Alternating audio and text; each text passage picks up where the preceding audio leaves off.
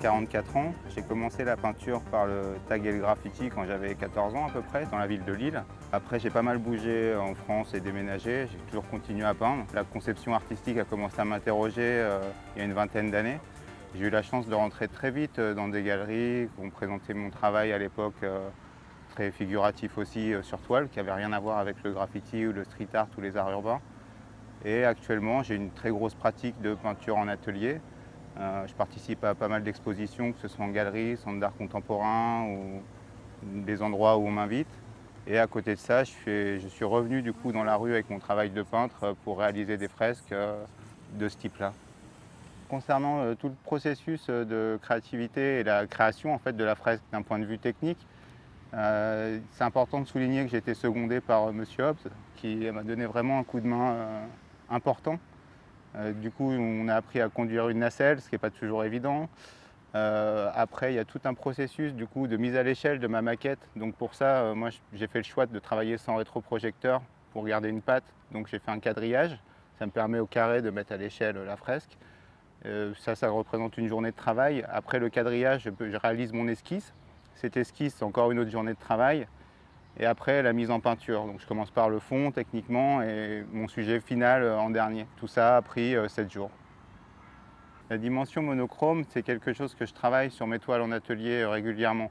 Après, bon, je fais le choix souvent de partir dans des bleu-gris, des choses comme ça.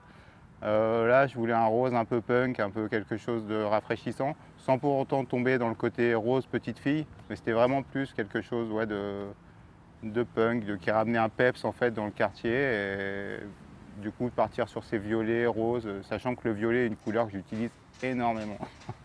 Je peins dans mon atelier la plupart du temps. Un atelier, c'est confortable, on peut se mettre de la musique, attendre, patienter. On ne dépend pas de la météo, de différents critères. Là, sur ce mur, j'ai eu la chance de peindre sur un été indien avec une température de 35 degrés à peu près. Ça a été un peu compliqué au début parce qu'il faut s'adapter et rester en plein soleil toute la journée. Contrairement au travail d'atelier où, pour le coup, je travaille quasiment que la nuit. Donc là, j'ai dû décaler mon système de travail et travailler la journée et essayer de dormir la nuit, ce qui n'était pas évident.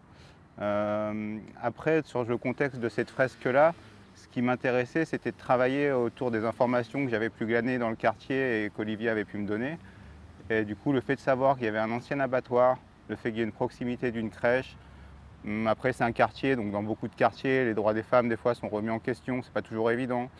J'ai voulu extirper toutes ces choses-là et pouvoir, de manière poétique, sans être démago, ramener quelque chose avec d'autres ouvertures, d'autres possibilités de lecture. Ce qui fait que là, on se retrouve avec cette petite fille déguisée en Batman, qui interroge aussi le genre, du coup. Elle pourrait être en Catwoman, mais finalement, elle a décidé d'être Batman. Elle a tissé un lien d'amitié avec son cheval. Un peu, on pourrait y voir Robin. Et après ça, elle se pose un peu comme une conquérante amazone et elle vient reconquérir le quartier, quoi. Être invité sur Rouen Impressionné, c'était vraiment un honneur. Je trouve qu'au niveau de la sélection, depuis la première triennale, il y a vraiment un très très haut niveau. Et du coup, d'être là, après, je ne sais pas quoi te dire.